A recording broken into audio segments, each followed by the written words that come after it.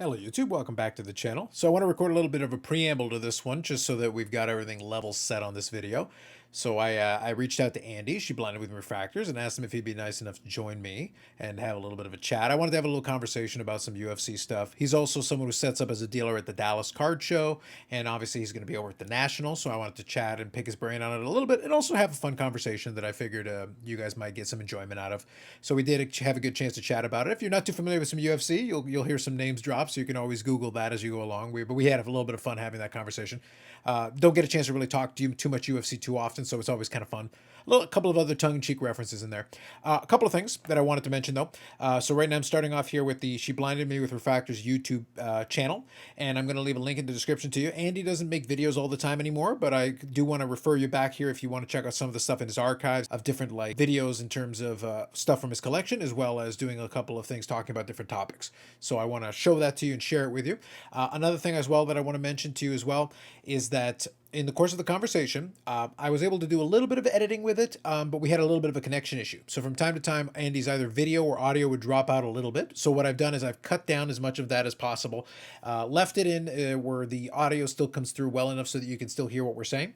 But if you do hear a couple of little anomalies either in the video or the audio, that's what it is. We were able to make do with it for the most part, and Andy was very game, and I appreciate him sticking it out through because apparently we were having a bit of a connection issue. But for the most part, I think the conversation holds up very well intact. But I did want to give you a little forewarning ahead of time before we start the video.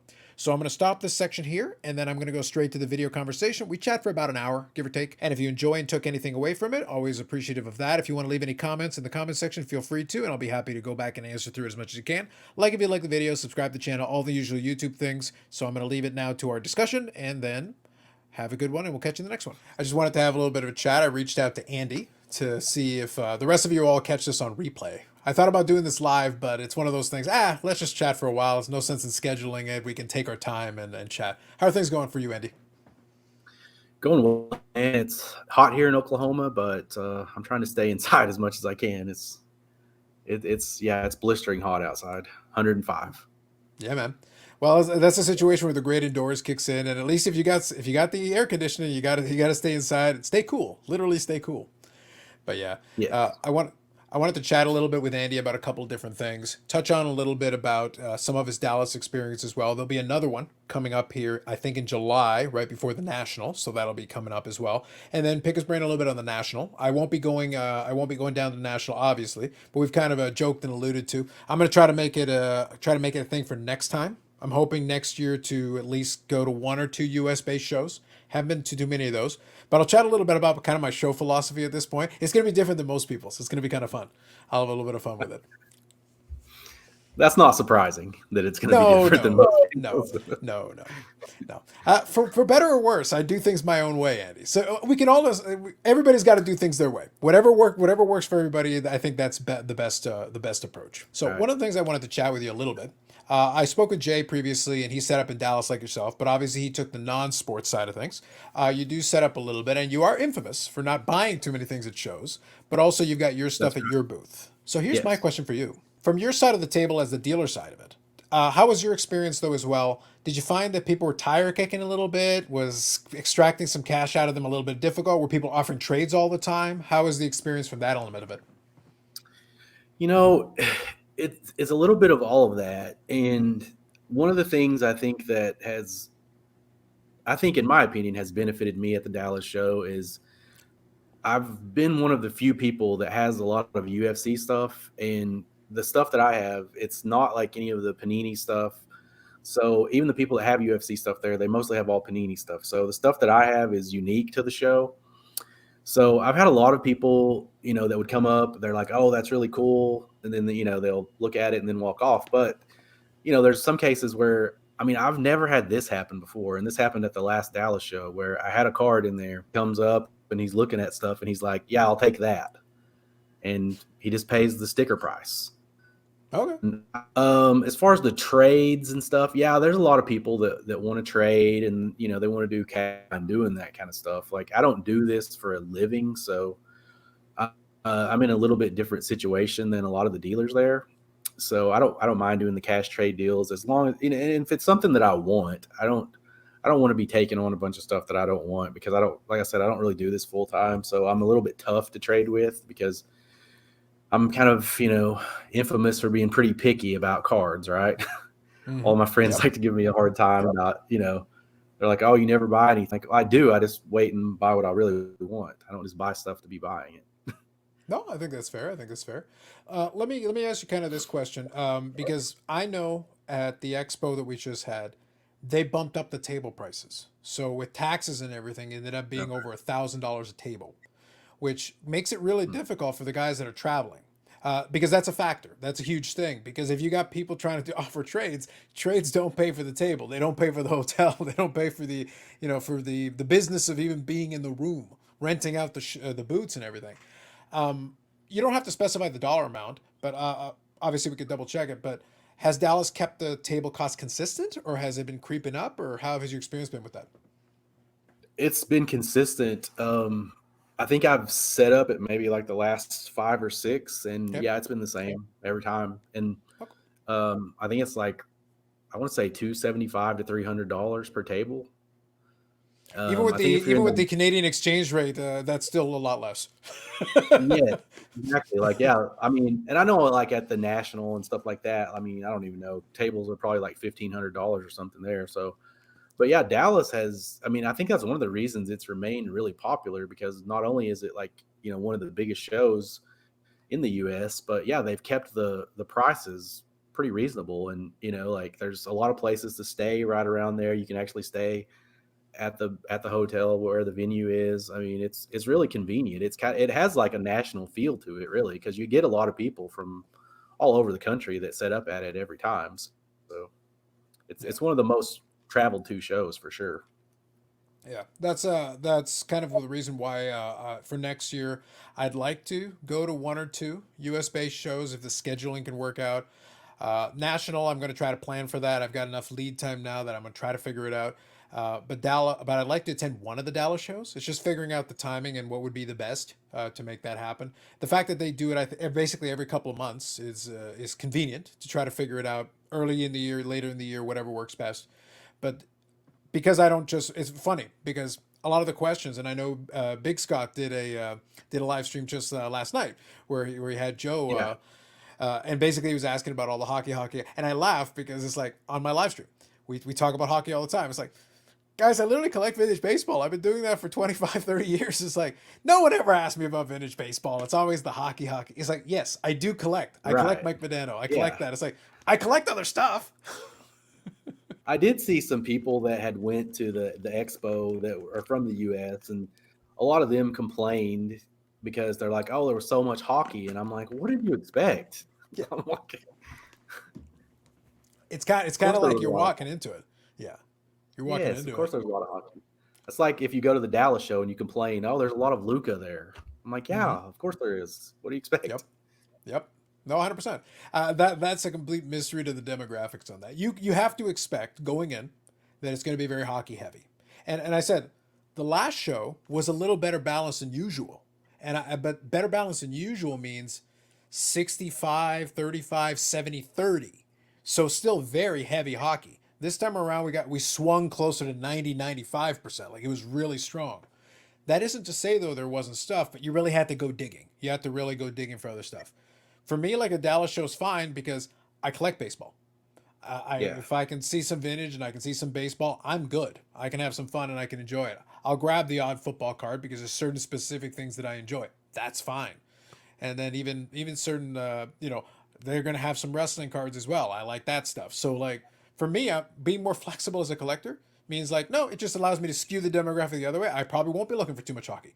Although I do know a guy that found a very nice Medano Jamie Benn card that was at Dallas, of course, deservedly so, and he ended up getting it for a price that made me very angry because I would have happily paid it. So it was the one Dallas wow. Star card. I was like, Dang, all right, man. fine. Yeah, be that way, jerks. One time you finally have the damn hockey card. Not that I look for hockey when I'm at the Dallas show, but I haven't really, like, I just casually looking around. I haven't seen a ton of hockey there. No, and there shouldn't be. It's one of those things. I don't expect it. I think that what's interesting, I know for a fact that there are some collectors or dealers in Dallas that actually have nice collections of stuff. I just don't think they set up the Dallas show because I think they think, well, we're actually in Dallas. Not a lot of people are looking for hockey here. Why would I load up the showcase with this stuff? I'll just sell it on eBay because I literally buy it from folks in Texas all the Sure. time. So they've got it, but it never makes it out to the show. It basically ends up on eBay, and that's where I end up buying it from. So it works out. Yeah, that makes Um, sense. You know, you only have so much space at a table at any show, so you don't want to. Yeah, you're not going to bring everything. 100%. Exactly, exactly. But I don't know, that'll be fun. I'd like to work that out, and I'll have to play it by ear. So I was going to tell you, I'll lean this over into the national discussion here for a second. But I was laughing because I say one of my fun things when it comes to the card show, and I laugh because I've been in the hobby a long time, but every year that goes by, I become more of a grumpy curmudgeon and a little bit more jaded with it. In the sense that not that I enjoy it less, I enjoy it just as much as I ever have. But I think I relish in the absurdity of it. Like it's silly, it's a hobby. It's not serious. And then the more serious people get, the more I relish in the absurdity of it. And then I like making fun of the seriousness even more. It makes it more fun for me. But I laugh because going to a lot of people go to a ton of card shows, the little side shows, the small shows, and all that. I go to the expo twice a year. I have a lot of fun with it because I know a lot of people there. I know where everything is, but it's also hop, skip, and a jump for me.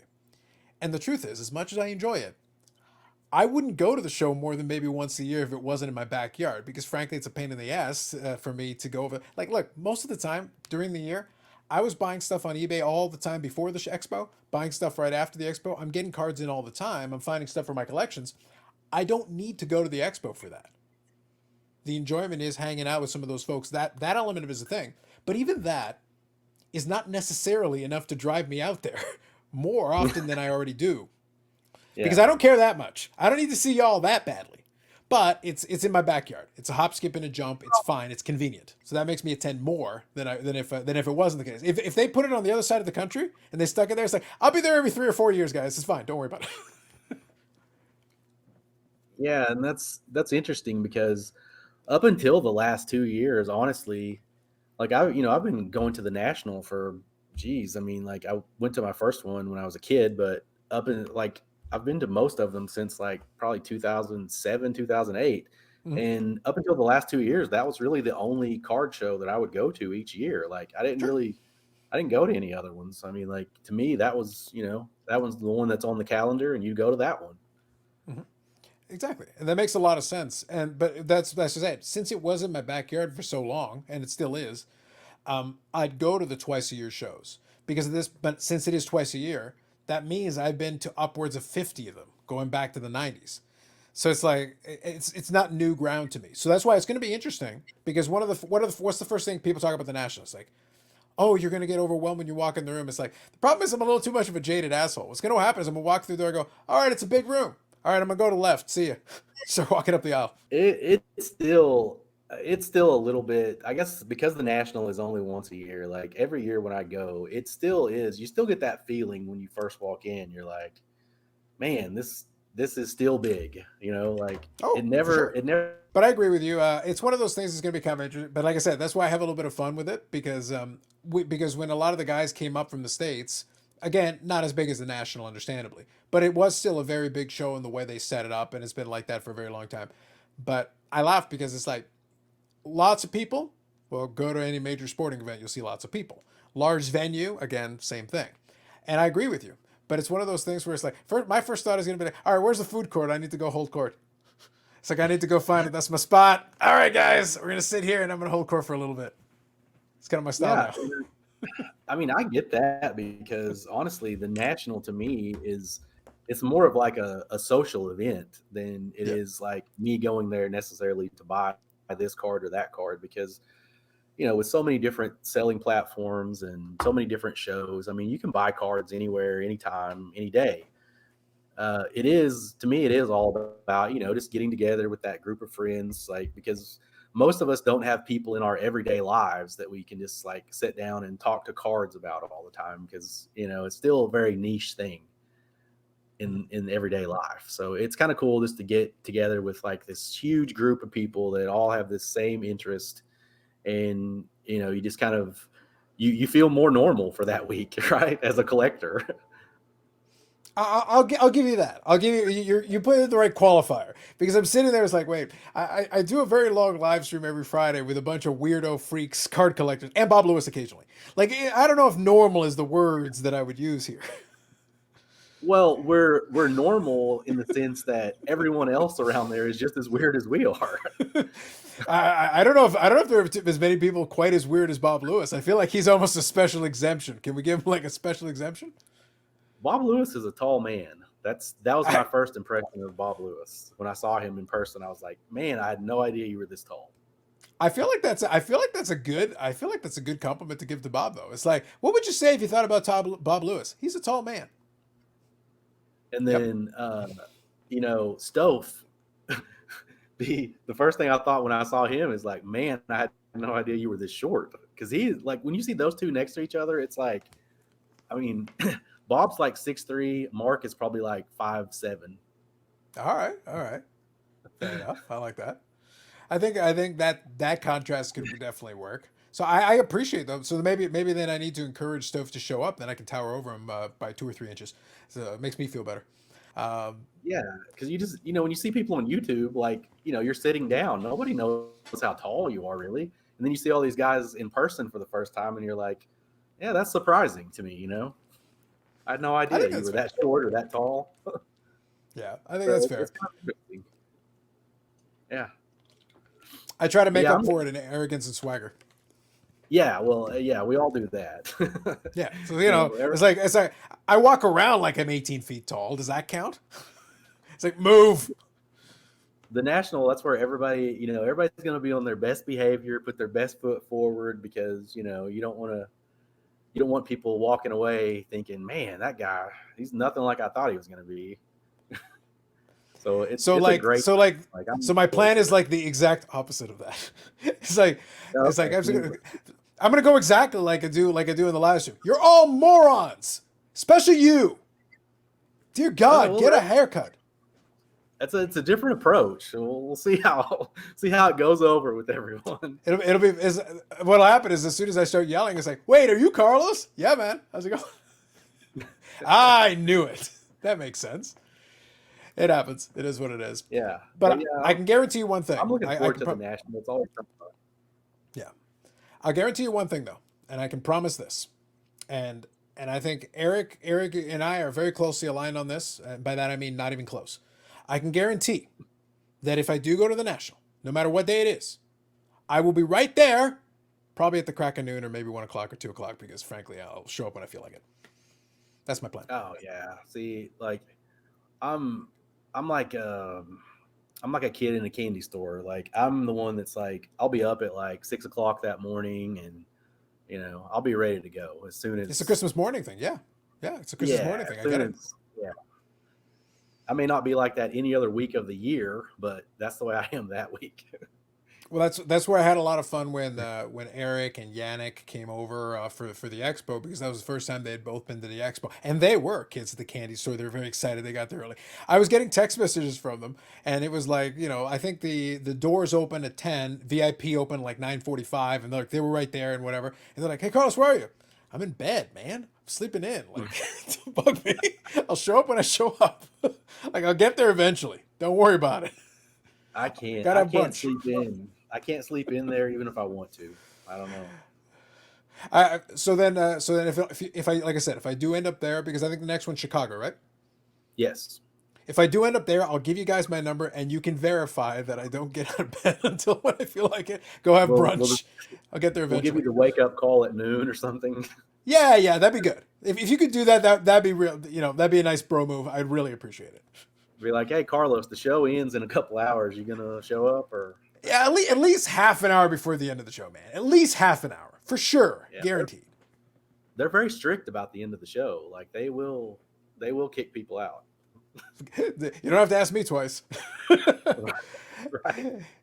It's one of those things. Like I said, that's why I cheesed before I started hitting record. I say I got a very different approach to shows at this point. It's like, look, man, I'm there. I'm doing what I'm doing. I'll look around and check out things that I want to check out. But it's like, if I find nothing, that's cool. If I find stuff, that's cool. If I'm chatting with folks, that's great. But it's like, nah, come and go as I please. That's it. So jaded, man. So jaded. I know. And I intend to bring that in. I promise I will bring that energy to the national. Be like, what is this guy doing? I was like, listen, I paid for my pass. I can do what I want. As long as you let me in and let me out, we're good. Yeah. Just head straight to the concession stand, huh? Yeah. That's it. Head straight to the concession stand, hold court for a bit, go check out a couple of tables. All right, pick up one or two things here. And then it's like, all right, it seems like a good day one. I'll be at the bar. See you later.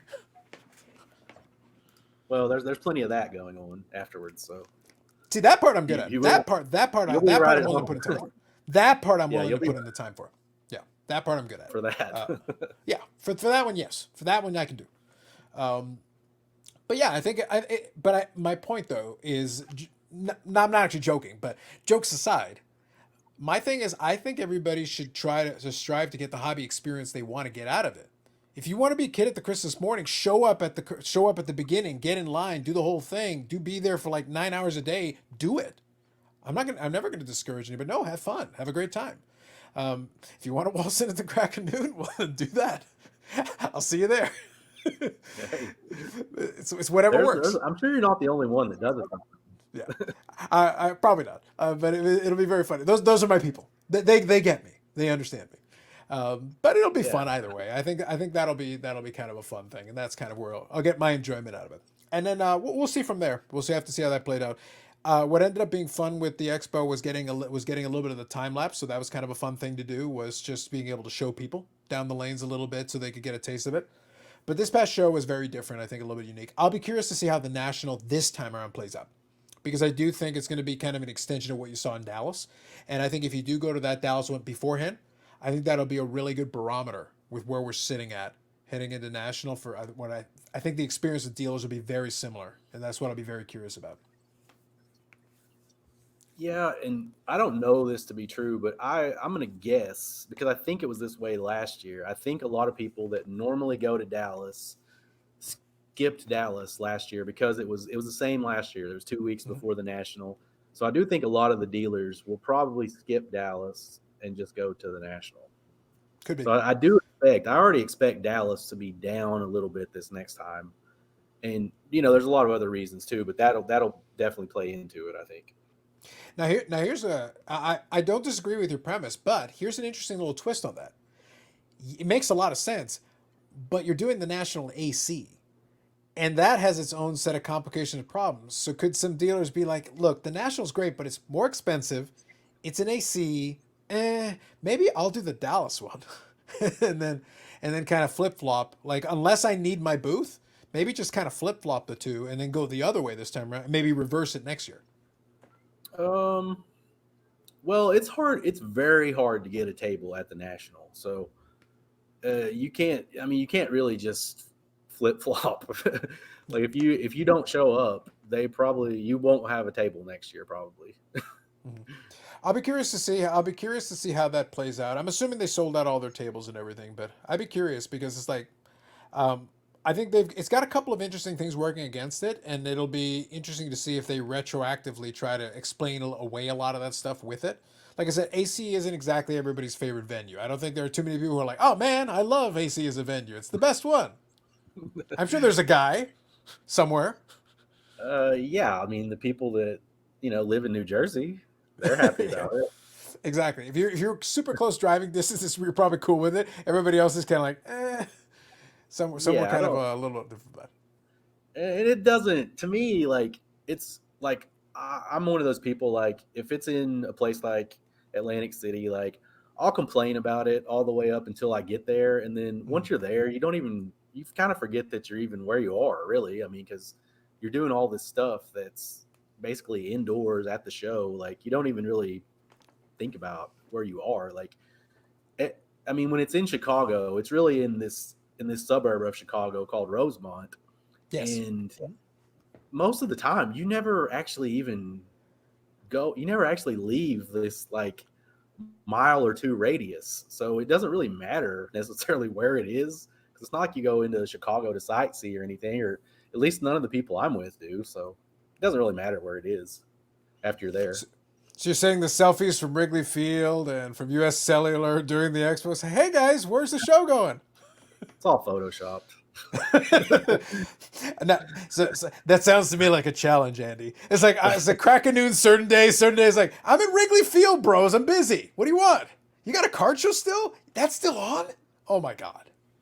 Now I did that one year in Chicago where I went to Wrigley and did all these different things, but Yep. after you do all that stuff once, I mean, it's you're basically there for the show, or that's why I'm there. So yeah, Andy's statements are not endorsed by the Illinois Tourism Board. that's yes. It's like City of Chicago is not endorsing this segment of this segment of this conversation. Well, and I don't think any of my statements will probably ever be endorsed by anyone because I, I'm not a I'm not really big about pumping up like businesses or whatever. So it's like, Can we pump up Star Wars cards? Is that cool? Or weird random third party graders? I'm I kidding. mean, I kid. we could go down that if you really. That would make for a long episode. I'm willing to maybe touch on poking fun at it at the end. But let's talk Okay. let's talk the UFC just for a minute here. Yeah. One of the reasons I wanted to chat with you a little bit is because you're one of the few people that I know collects some of the old school UFC, and I love that stuff because I was watching UFC when I got to watch it on VHS tapes, a good old Jumbo Video in Ontario, Canada back in the day. Jumbo Video was good for two things. It was good for they had free popcorn in the back, which is definitely not the reason Carlos Sr. took us all the time. Definitely not to score some free popcorn. I'm not saying yes. I'm not saying no. I'm saying that's definitely not why. Yeah. But they had it, and it was delicious. And the other reason is then we would get to wander over, and I would go to the section like special interest, whatever, and that was where you got your WWF, where I got to watch all the early WrestleManias on the VHS, and then also the early UFCs. No rules, which is to say like complete sumo wrestler versus guy who probably is 150 pounds soaking wet. This will be funny, and it was. That was wild back then when there was really, they had no weight classes or anything. It was Mm-hmm. that was a wild time. Yeah, and it was also the tournament where like guys would get hurt like three-quarters of the time, and you'd have to go to alternates, and you because the guys just wouldn't. Most of the guys wouldn't be able to make it through the tournament, and the Gracies were able to. Hoist Gracie was able to dominate back in those days because they liked the tournament format and his style. He was basically the only one who had like a skill that was transferable.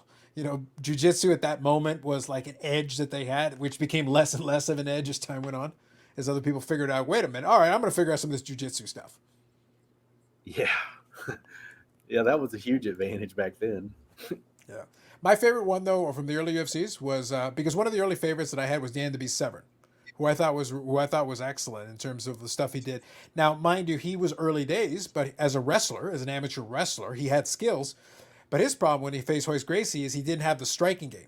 Because if he knew how to strike combined with his wrestling, he would have basically pummeled Hoist Gracie into the ground. Because he's like, no, my amateur wrestling, I'm strong enough to be able to fight you off, but he couldn't figure out how to finish him or how to do something with him, and it dragged the fight out longer than it should have gone. Yeah, and it's pretty amazing when you go back and watch some of those fights how like quickly things have evolved in the fighting game. Because some of the stuff that was that would be considered revolutionary like not even that long ago, like 10, 15 years ago, is just common now. Yep. Well, that's why I said one of the things, and I mentioned it before we started recording, is that one thing I appreciate about the women's MMA game is because it started so much later, you actually got to watch the evolution happen all over again, the same way. And that's why I said, with time, Ronda Rousey will get greater appreciation because she is basically the Hoist Gracie equivalent for her division. Her advantages were very specific. Exactly. Basically, being a judoka, she knew how to do those throws and she knew how to hit that armbar. When the armbar hit, it was basically game over.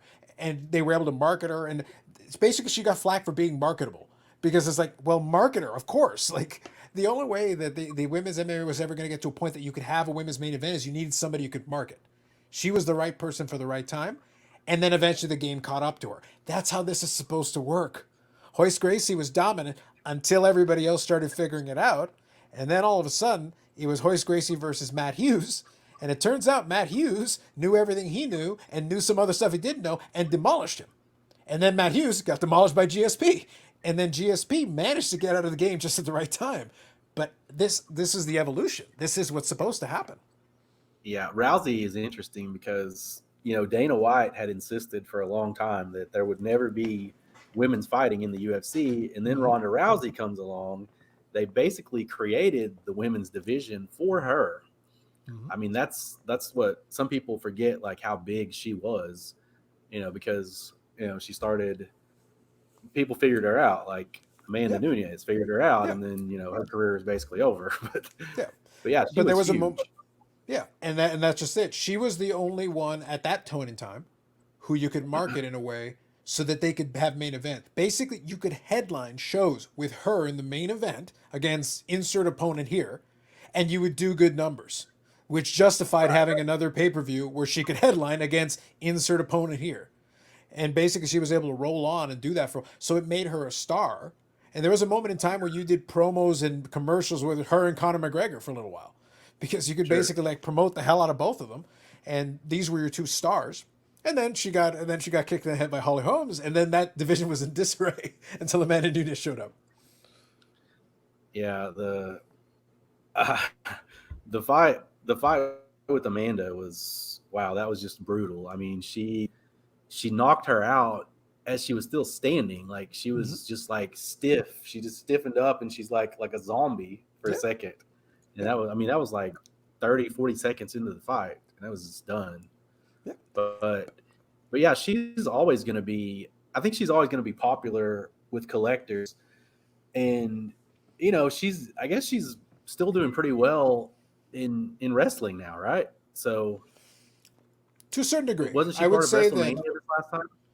she was. Yeah, she basically has had two runs. The way I would say the Ronda Rousey thing is, the first time around when she came in, super hot. They were able to do a lot of things. Not perfect because it's WWE and they struggle with certain things. But they were able to use her star power and get a fair bit out of it. A good first run. Then she went and had a kid and came back. And realistically, she's not as good this time around because obviously she's busy with a kid and other things in her life.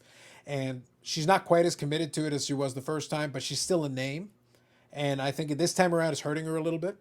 But she definitely did a good job. She took to wrestling very well the first time around, and she knew how to play the part. Because once she got into the persona of Ronda Rousey, well, now you're playing in something where the outcome is predetermined. So you're going to win the match. So now it's, can you do all the theatrics around it Yeah. to make it? And she was a natural at that. She understood how to do it and was really good at it, especially the first time. So it helped. She had a star and then was able to do really good work with that. Good on her. And she will get the MMA appreciation down the road. That's what I'm saying. Hoist Gracie, if you put Hoist Gracie in with the guys right now, it wouldn't look good. But for his time and his place, he did what he needed to do. He laid the groundwork, and then people would step on and then built off of what he built initially and then kept going. The game elevated from there, which is what it's supposed to happen. That's important. Yeah.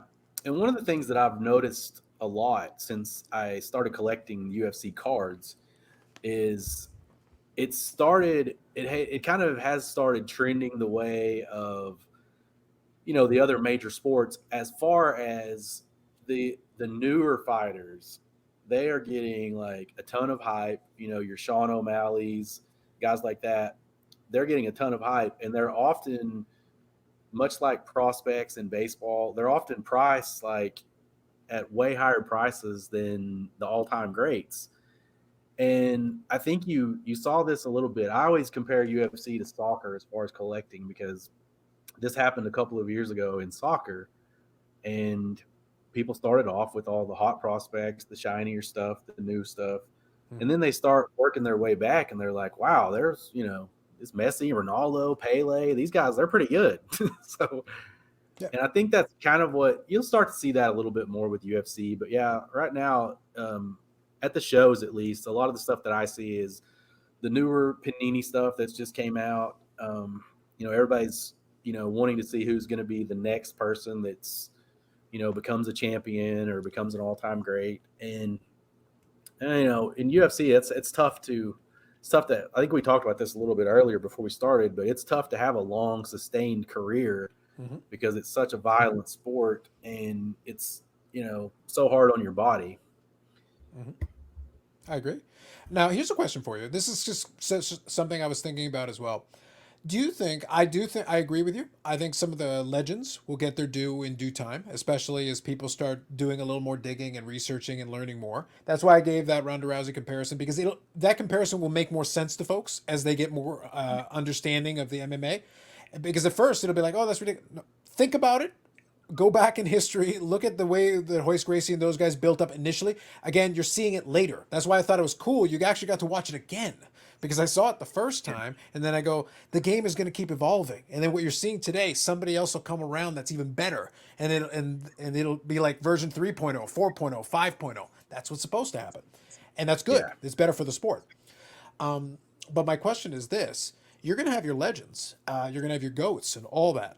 But I think what's going to be interesting is, since it is fighting, I'm wondering how much the aspect of the crowd pleasing, the personalities, and how that's going to carry through. Because there's certain fighters who maybe don't have quite the accolades, but who were good or had runs, were champions or whatever the case may be, but they had a personality. Well, like I said, one of my favorites was Dan the Beast Severn, who I enjoyed him for what he was, but he would not be a guy you'd consider a major personality. But he's a badass, and he's this dude who could like get the job done in the octagon. He understood what he was doing, but he's a legit tough guy. You believed it. yeah, But then you compared him to the Huntington Beach bad boy. You compared him to these oh, guys with these over the top ridiculous personalities. sure, Not nearly as good a fighter, but hella entertaining. Super yeah, entertaining for his time period, especially. yeah. And so when I think of guys that are like very entertaining, the guys that I think of immediately is somebody like a Chuck Liddell. I Yep. mean, he was an Yes, man. awesome fighter, but Mhm. I mean, he was exciting, and he was one of those guys that like people love to watch him. It didn't matter if he won or lost. Like Mhm. they just they like to see him fight because they knew it was going to be an exciting fight. Another Mhm. guy that's kind of like that is Nate Diaz. I mean, The Nate Diaz Diaz, brothers like are special. The Diaz brothers are not I in a don't good way or a bad way. They're just special. I don't think anybody in the arena cares if he wins or not. Like I've I seen agree. him fight people where it Mhm. was such a good fight. Like when it's over, he gets cheered just as much, if not more, than the person that won it. Mhm. So yeah, there is a lot of theatrics to it. Like a Conor McGregor. I mean, Mhm. I think we would probably both agree he's past his prime. We're probably Mhm. not ever going to see that prime Conor again. But when he fights, people watch. They Yeah, want to he see can it. still They sell want it. to see Yeah. it. Yeah, they want to see it. Like I think out of the top 5 or 6 UFC pay-per-views of all time, I think he has 4 or 5 of the top 6, something like that. Mhm. And Yep. I mean, it's going to continue to be that way, just because. Yeah, it's I, when people are wanting to know more about UFC, I compare it a lot to like WWE wrestling, because it has a lot of those theatrics, but it's Mhm. real fighting. Like the fighting is real, Mhm. but it's going to have a lot of the storylines and theatrics that professional wrestling has. So it's, to me, it's kind of like, I like it. That's why I like it, because you get the best of both worlds. You get the real fighting, but you get all the the BS, people trash talking and Mhm. throwing chairs through, just the craziness. You get all And that stuff too. And that's just Connor alone. Uh, That's just Homer right there. Yeah. yeah, yeah. But that's kind of why I'm kind of curious, because there's this balancing act, because there are the goats that like have all the belts and all the divisions and like put together these amazing accolades. Yeah. I'll look at a guy who basically is right up there because his track record spoke for itself. I think of a GSP as a guy who obviously was able to go out on top, Oh was yeah. able to do amazing. But here's the thing, not always entertaining, not always a personality. Like it's one of those things, like he'll have his fights, but there are certain ones where like he fought to win. He basically fought like almost a safe style and a safe fight, which is good for his longevity, his life, going forward post fighting. But there'd be times it's like, yes, you're the winner, but this wasn't a war, and it could have been, but you chose to be a little bit. You chose to win on points. You let the judges take care of it for you, but you still won. So like credit for winning, but at the same time, it could have been more exciting. He's still a star, but he doesn't transcend to that next level. Chuck Liddell was very exciting in his day, but he also went out on a sword. Once he couldn't fight anymore, he went out on a sword because that's what was going to happen. Yeah. But that combination is kind of what we think back on. A lot of those guys resonate a little bit more because of that, even if they weren't the best. I gave the Tito Ortiz thing. Nobody's going to argue Tito Ortiz is one of the greatest of all time. But there was a No. moment in time where he was one of the stars of the sport who was promoted to the hilt because of the personality, because of the theatrics. He would do, the grave digging thing in the octagon after winning, and like the whole nine yards. But he was entertaining, and people loved watching him. They wanted him to get his ass kicked. They wanted Chuck Liddell to destroy this man. And when he Yes. did, Yes. everybody loved it. And when he did, he Yeah. loved it. There's something to be said for a good villain, Andy. There's something to be said for a good villain. Oh yes. Like you need heels in UFC just like you do in professional wrestling. And that's going to be interesting to see how that plays out over time as far as collecting goes, because Mm-hmm. in all the other sports, especially over the last years, people they really got into this whole thing about, oh, I'm only going to collect the goats, right? Just the Mm-hmm. greatest ones of all time, right? And it's going to be a little interesting in the UFC because, like you mentioned, the personalities play such a large role in it. Are people going to gravitate more towards the heels, the trash talkers, the guys that put on a show, or are they going to gravitate more towards the guys that actually, won and got the job done in the octagon? And the people that could do both, I think, are the best. Like, I think when I think of somebody that did both of those things at the absolute peak, I think of a guy like an Anderson Silva when he was at his absolute peak. Mm-hmm. He put on a show, plus he was just dominant too. But then he kind of went the other way, like he got like real conservative as far as his fighting sometimes, and he just, and then he just once he broke his leg, he just, kind of he went downhill after that as a fighter even. But Yeah. yeah, I, and I'm kind of like I'm one of those people like I like to see greatness, like even if it's not sustained over like a decade plus period, like even if somebody has like this window of like 3 to 5 years where they're just totally dominant, to me that's what I like to see. Even in the other sports, I would prefer that over somebody that's just really good for a long time. I want to see that dominance during a time period where they were the best at a time. You know what I mean? No, I think that's fair. I think, and that's why I say I think the criteria that people are going to gravitate towards is going to be interesting to me. I present the villain thing specifically because there are certain guys that fall under. They were like perfect foils. Some of the most legendary moments in MMA are because these villains created this environment. I'll give you another example of a guy who's still around in media, Michael Bisping.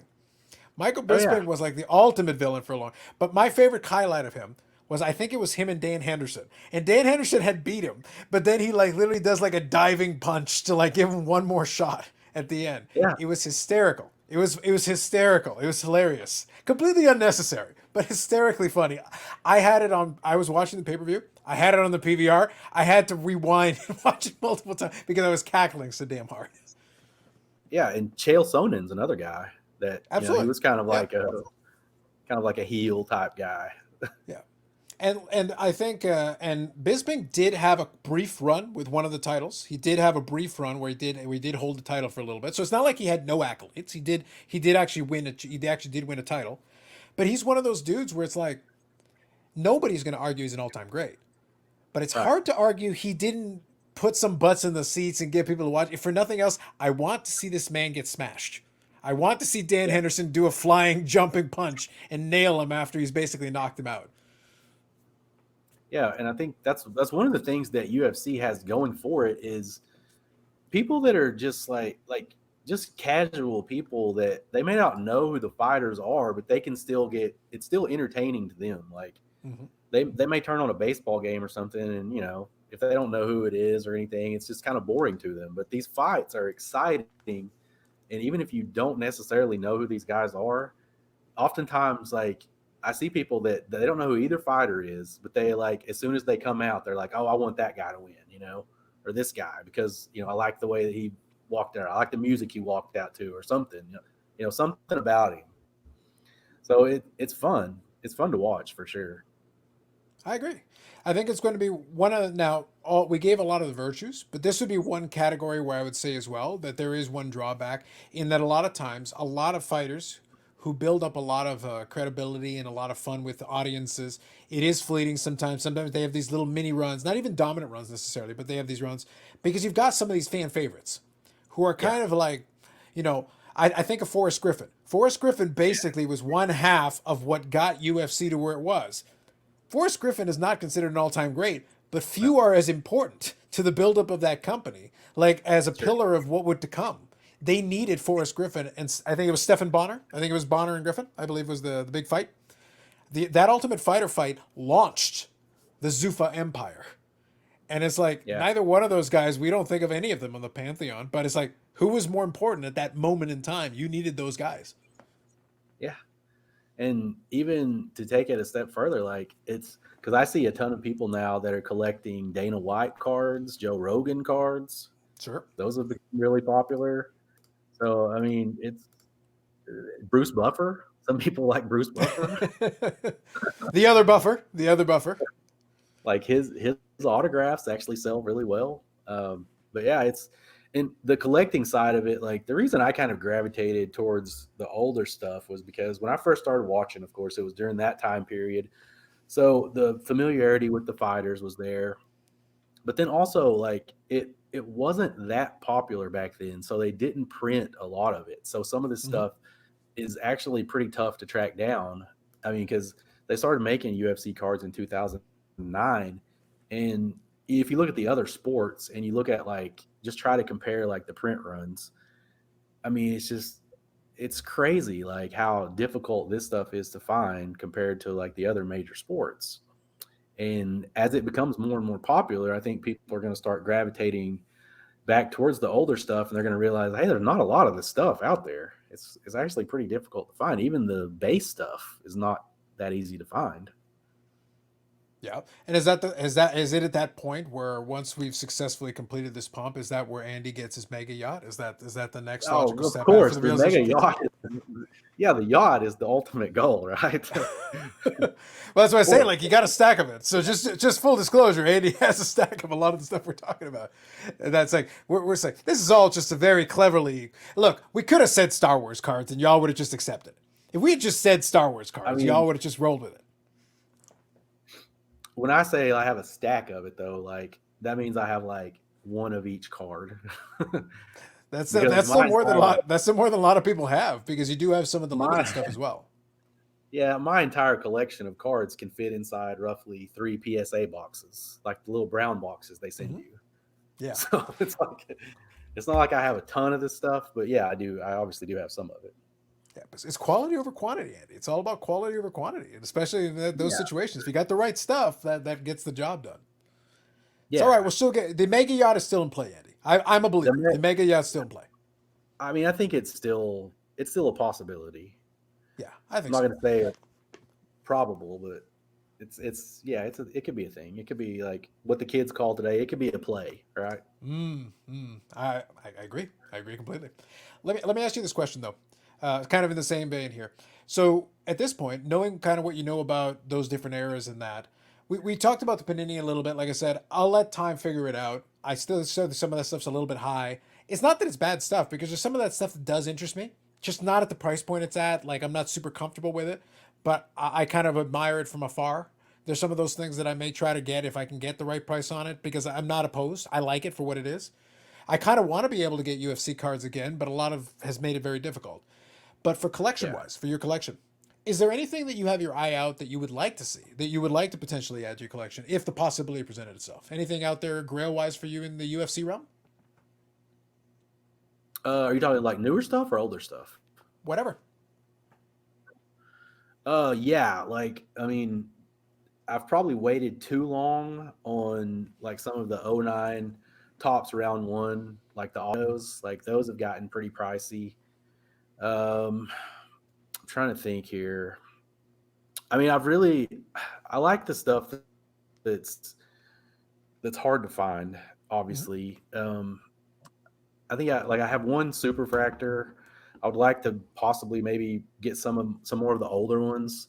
Mm-hmm. Um, Stuff like that. Yeah, I mean, I would kind of be interested in some of the prism. Those look nice to me. I haven't bought any prism stuff yet, any Panini stuff really, but I'm kind of like you. I think it's still a little bit too high, but if it starts to come down a little bit, which I suspect it might, yeah, I like the prism golds because I mean that's something that I've always liked. Obviously in basketball, basketball and football and baseball. So yeah, something like that. I think it's fair. I think that's fair, and I'm that's why I say actually, like it. Go ahead. yeah, go ahead. I was going to say that's one of those areas where it does make a lot of sense because it does translate over a little bit, which is fun. I think that's a good thing. And the other thing is that patience is a virtue to a certain degree. Sometimes you get unlucky and you get priced out, and it happens. It's not the end of the world. Let me ask you this then.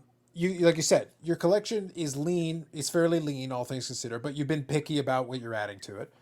If some of that Yeah. stuff became available, some of the stuff you're really after, is that a situation where you'd be looking to hopefully do some other deals separate from it? Would you be willing to consolidate? Are you looking to have a quality, small, tight collection of really cool stuff, or a mix of both? Kind of where you land on that? Yeah, I mean, it always depends. It's a case by case basis with me. Like I Sure. can't ever say that I would want to have like, just a few cards. But yeah, I mean, if the right card came up to me and that, if I had to trade some stuff to get it, I mean, yeah, I would probably consider it. Um, and like when I say a tight lean collection, like as far as the singles go, that's true. But I've actually one of the things that I've really enjoyed about UFC is it's got me back into set collecting a little bit. Hmm. I've went back to like 2011, 12, 13, and I've been putting together like slowly over the last year or two some of the sets too, and Hmm. that's been fun. That's something I really used to enjoy, and over time you go through these phases where you sets are tough because if you're going after a set, a lot of times when one of the cards pops up, especially if it's one that's hard to find, you feel like you always have to get it when it's available. So you kind of feel like you're forced to buy certain cards at times. But but I've had a lot of fun. Like I have a couple of sets that I just have like in a Z folio that I've put together over the last year, and yeah, it's cool because it's from that era where I started watching this stuff. So it's a lot of the fighters that I know really well. But yeah, But to your point about the stuff as far as like if I would make trades or consolidate, yeah, I mean if it made sense, of course I would. No, I think that's fair. I think what's interesting for me is just getting different folks' philosophies on how they like to do it. Because right now, it's kind of a reoccurring theme where I talk about it. Like I've got these different collections, but the criteria Yeah. differs depends on what it is. For Medano, I try to collect most of as much as I can within reason. Like I'm never going to get everything; that's just not possible. Soto, I try to be a little bit pickier, but I try to be a little more selective pieces. I got stuff that's in the Z folio, but most of that stuff I paid $5 or $6 for. Like if it's cheap, it'll go in the Z Right. folio. But if it's nicer stuff, I try to be a little bit picky. I do stack certain things, but I would definitely consolidate. I would prefer to have the stack be from this to this and have nicer Yeah. stuff overall and just make it like that. But it depends on the collection. Sets are sets, you work on the set. But each one of these categories has a different set of rules depending on what it is I'm trying to do. And you can have all these different gears depending on your collection. It's like some of it makes more sense to do that. Other thing, yeah, I'll try to get everything that I can get. It's different. Yeah, and there's often times where I'll look at a card that I have in my collection and I'll be like, yeah, I'm never going to get rid of this card. But honestly, the way that I do this whole thing as far as collecting goes, I kind of have the mindset of like I'm a general manager of my collection. So I may not be actively looking to trade this card, but if somebody gives me, it's just like in a sport. Like if somebody offers you like an unbelievable deal that you just can't pass up. I mean, maybe I wasn't wanting to trade this player, but gosh, it just makes too much sense, right? You kind of have to sometimes. No, I And think that makes a lot of sense. And Yeah. I've always kind of, at least over the last 3 or 4 years, especially when things have really starting to get higher as far as the prices go, I've tried to be a person that basically I self fund this hobby with my collection. Like I really don't put hardly any like of my own money from my job or whatever into the collecting anymore. Like I use it as kind of like a self funding hobby. I think that makes sense, and based on the way you set up at the shows, does provide that opportunity, and also helps it make a little bit more sense to do it. Because even as much fun as it is to have a table, you do occasionally want to sell something to kind of like, hey, Sure. I'm here for a reason too, Yeah. Yeah. And I mean, honestly, I'm the type of person like if somebody, but it rarely happens because usually I'm looking for such specific stuff. But I would much rather trade if somebody really has what I want. It's I don't know. It's just a lot of fun. Like I think I was talking to JT about this on his podcast a couple of months ago or something, and Mhm. I think for a long time it seemed like trading was so frowned upon, and I mean, literally, these are called trading cards, right? So it's like it just makes a lot of sense, and I just enjoy the whole back and forth of it. And it's not about like winning the deal as far as like monetary terms. It's just about both sides, kind of getting something that they want. So I enjoy trading. I think that's good. And I think depending on how the next couple months go, you may get a lot of opportunities to pursue that side of it, especially if people are a little bit slow to pull the cash out of the pocket. You might get your chance. You might get a chance to do some more trading with trading cards. Yeah, I've done a fair amount of it in Dallas for trading. Absolutely. So I think that makes a lot of sense. It's been an absolute pleasure chatting with you, Andy, especially chatting some of the UFC Yeah, stuff. It's been a lot of fun going down the memory lane, some of the old names too. yeah. I mean, it's always fun. Like, there's not a lot of people on YouTube, surprisingly, that don't talk a lot of UFC. So it's always fun to talk to somebody else that enjoys it. Absolutely.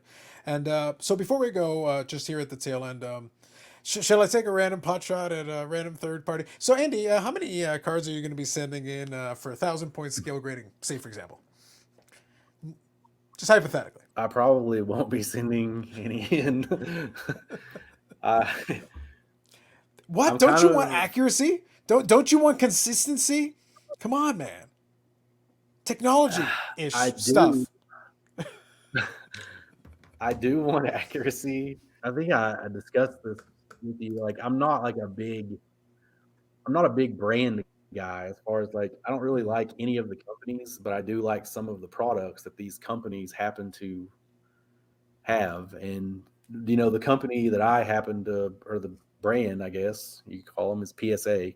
That's who I usually prefer to grade with, and it's just because I have since like 2008. So I'm kind Mhm. of, you know, you just kind of like when you start grading with somebody and you've just done it for so long, you just keep doing it, even if they take forever, I guess. No, that's fair. That's fair. I kind of included that question just for fun because I know it'll bother certain people. Not that I would do that. Not that I would do that. That would be terrible. Right. I would never even I Yeah. would never dream of it. I would never dream of it. Ah, More serious question. More serious question. Um, given that PSA has brought back the $30 level, I'm assuming there's going to be another reduction as they get further along with it.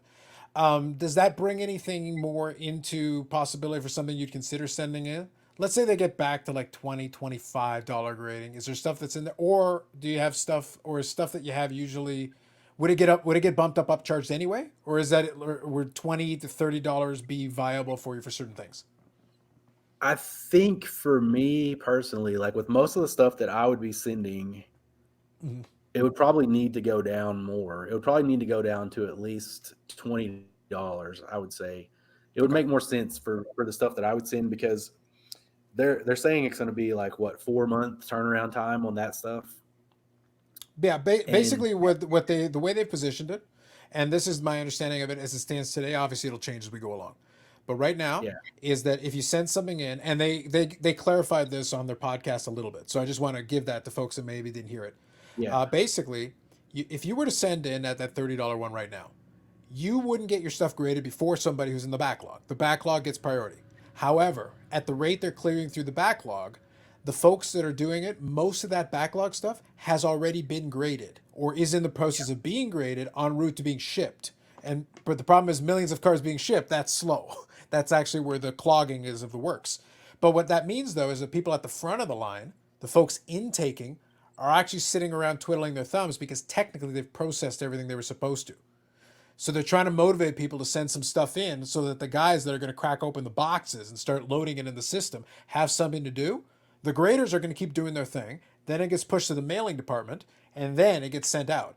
So you don't yeah, get backlogged. So basically, right away you send in your stuff, they're going to start the process of intaking it, taking it out of the box, putting it in the system.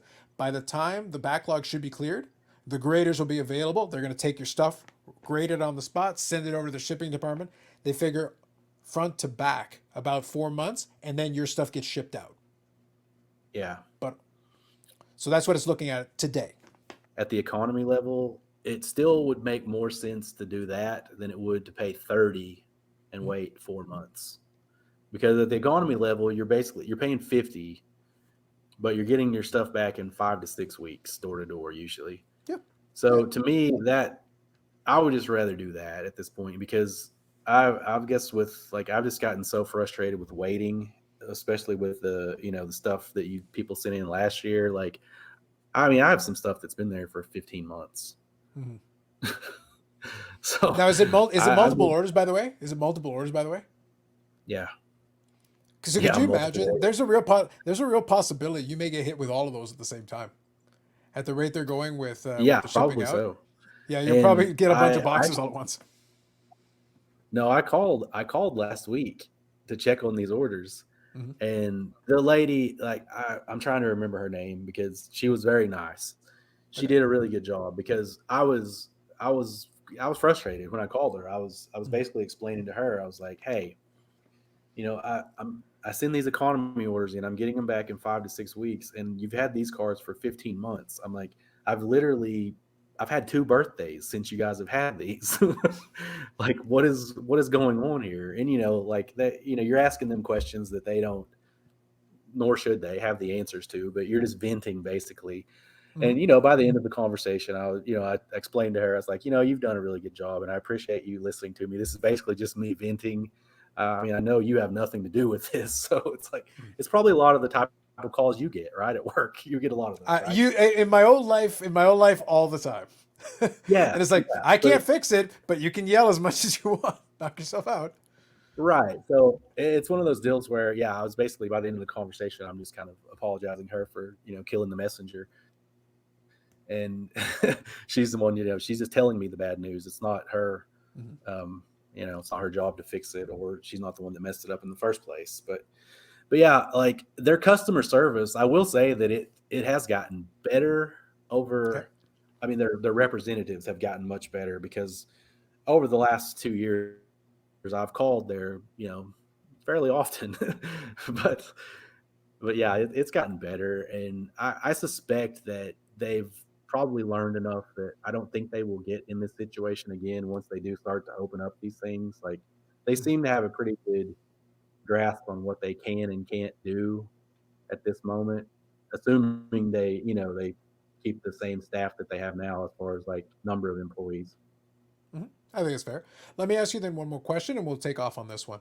Obviously, you mentioned already you're used to PSA. You've been sending stuff in for a long time. There's a lot of habit and brand loyalty built into that, but honestly, also habit. Like it gets easier to. You already know the devil, right? At Yeah. any point during that time period, though, did you ever consider using like SGC or one of the alternatives when they were able to do the turnaround times? That was possible. The resale might not be as good necessarily, but was that ever a consideration, or was it kind of like, well, like I'll go Um, with the devil I know? no, like like I actually like I said, I've been grading with PSA since like 2007, Mm-hmm. 2008. But prior to that, I graded with Beckett for quite a Mm-hmm. while, Yeah. and they, yeah, I still think they do a decent job as far as grading goes. Their I mean, their website, like, they need a lot of stuff done over at Beckett as far as their just updating things. Mm-hmm. And SGC, not so much. I don't have anything against SGC, but what it boils down to me is, like, when I'm at these shows, and I'm like I said, I'm a person that likes to do a lot of trading and stuff, right? Mm-hmm. Yeah. And what I've learned from being at this Dallas show, people, they like, if you're going to trade with them, they want PSA. Like, I don't know how many times I've seen people go to a table, like, let's say somebody set up next to me, and the person will be like, yeah, I would want that card, but I'm looking for it in a PSA holder, which may seem silly to Mm-hmm. people, and maybe it is silly, but at the end of the day, that's just the world that we are in right now. Like, the PSA stuff is just so much easier to, buy, sell, trade. Because it's just, I don't know, it's kind of like maybe it's kind of like Nike or something like that, where it's not that Nike's any better than anybody else, but they just have that brand name that everybody knows and recognizes. Hmm. Whereas SGC, CSG, some of those they just have, it's just a tougher time. Like, it's not that it's a lesser card, but yeah, I've just noticed that it's much easier to complete trades and stuff like that if you have PSA stuff. Like, I've yet to come across people that are like, yeah, I would like to have that card, but since it's in a PSA holder, I don't want it. Right. Hmm. So the And brand you hear that strength a really lot with holds the up. other. It does, and I mean, I don't know that that's necessarily a good thing, but that's just what I see out there. No, I And think I that's mean, fair. I hear people all the time. I hear people all the time tell me about the gap is closing, and I don't see that. That's not what I see when I go to these shows. Like, I hear it a lot, but I don't. And that's, I mean, that's just, I'm just saying what I see at these shows. Like, I'm not. People can say I'm like a PSA homer or whatever, but I mean, this is what I see at a lot of people's tables. Like, I get to see like a lot more transactions go down than what I actually do. The type of things that I see a lot. No, I think it's good to get that perspective from somebody who sets up at the shows. And that's kind of what I've heard. That's the feedback I get from some folks where it's just like, yeah, we can run numbers and maybe on eBay occasionally you'll see some of those gaps narrowing depending on the card, depending on the situation, time of the day you listed it, all kinds of factors you can't control. But at a card show, you guys are Yeah. set up at a table, the customer has it right in front of them, they have a chance to look at it and then make their decisions. It tells you a lot what they decide to reach for. I gave analogies where it's like if it's the same cards in the multiple holders, which one goes first, and that'll tell you a lot. If it's a similar card and a similar grade, that'll answer a lot of questions for you. Well, yeah, and you know this as well as anybody. Statistics can be manipulated to prove just about anything, right? Yeah. A lot of times, what you need to look at is who is putting out the information or the statistics, and you try to determine what it is they're trying to prove. Like, do they have a dog in the fight? And a lot of cases that is true. Like, I think we are all somewhat biased in our own ways. Like for me, I'm probably biased towards PSA because, like I said, I've been using them since 2007, 2008. So anybody that may hear me say this stuff, take it with a grain of salt if you want to. But I'm just kind of telling you what I'm seeing at these shows. No, I think that's fair. And it's a little known fact that stats that I cite out on this channel are correct 114% of the time. True story. I believe that. Yeah, I, I believe these that. are these are just facts, Andy. It's the internet. So it is said, so it is done. Very true. Andy, Yeah. absolute pleasure. I mean, the Thank you last for thing I'll say joining about me. the grading, Go ahead. yeah. Oh, the last thing I'll say about the grading is, like, I would never say that PSA is necessarily better at grading cards or that the cards should be worth more or more desirable than Beckett, SGC, CSG, whoever. But that is the perception that's out there amongst the masses. Therefore, that's why you see the price differences and all that you do see. It is out there. It's real. Mhm. No, I think that's reasonable. Andy, an absolute pleasure. Thank you for joining me, and it's been a fun conversation. We'll definitely have to chat again down the Yeah, road, and maybe we'll chat some more UFC. Just because well, apparently no one else is doing it, so we may as well. that's right. That's right. I've enjoyed it. Thanks for having me. Absolutely. So, well, if you guys want to check it out, the channel, She Blinded Me with Factors, is right there. You'll get videos from time to time. It's more or less when Andy is up for it and he's got the right subject matter. We talked about that a little bit in the past, but it's there. The channel's Yeah. there. You can check it out. If you're looking for like regular daily content, I'm probably not your guy. Yeah. I'll leave a link in the description just the same if you guys want to check it out because he does have an archive of previous videos and things, so you can definitely check out some of that as well. That'll be there on the channel, including information related to that. So, thanks very much. We will all catch you in the next one.